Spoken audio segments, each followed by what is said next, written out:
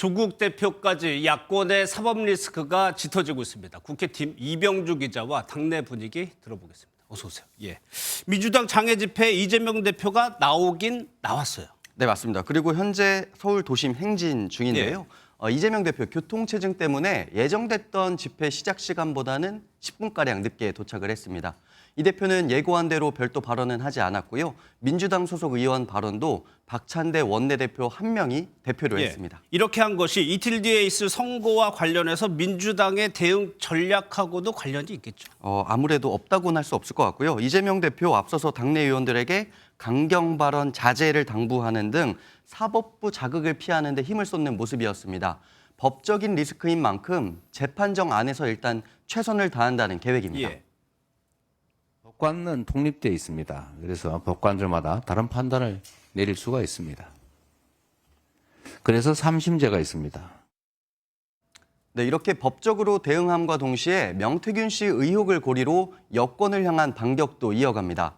특히 오는 28일 김건희 여사 특검법 재추진 예상되는데요. 민주당 의원들 여론전에 힘을 쏟으면서 사활을 걸고 있습니다. 예. 그런데 이게 그동안 이 대표가 강구한 리더십을 보여왔어요. 근데 모레 선고에서 혹시 중형이라도 나온다면 이 대표 중심의 단일 대우는 흔들릴 수밖에 없는 거 아닌가요? 아닙니다. 민주당은 유죄 확정 판결이 나오기 전까지는 이재명 체제의 균형은 없을 거다. 이렇게 입을 모아서 설명을 했거든요. 하지만 공교롭게도 말씀하신 비명계 움직임이 늘면서 관련한 말들이 나오고 있습니다.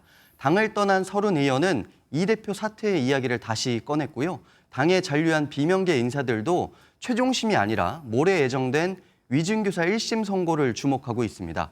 비명계 모임인 초일의 한 관계자는 선고 결과에 따라서 새로운 지도자를 모셔야 한다는 메시지를 내는 방안까지 검토 중이라고 저희한테 귀띔을 했습니다. 예. 조국 대표는 아예 대법원 선고가 예정돼 있습니다. 네, 맞습니다. 어제였습니다. 대법원이 조국 대표 사건의 선고를 다음 달 12일에 하겠다고 밝혔습니다.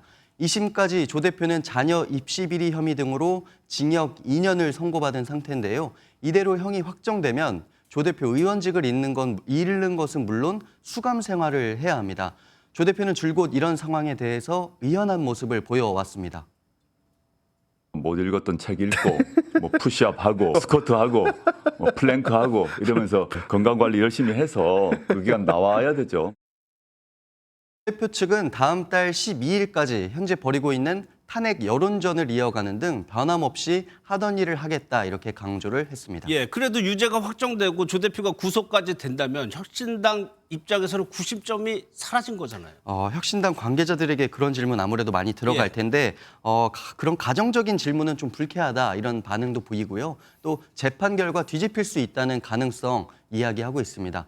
설사 안 좋은 결과가 나오더라도 당원 당규가 잘 정비돼 있어서 절차대로 당은 잘 굴러갈 것이다. 이런 설명도 같이 했습니다. 예, 그런데 반대로 대법원이 만약에 조 대표 사건을 파기환송하면은 어떻게 되는 겁니까? 네, 파기환송되면 2심, 필요하면 3심까지 다시 해야 되는데 기약이 없죠. 예. 그래서 최종적으로 사법 리스크가 해소된 게 아닌 만큼 현재 상황이 계속되는 것이라는 게 혁신당 설명입니다.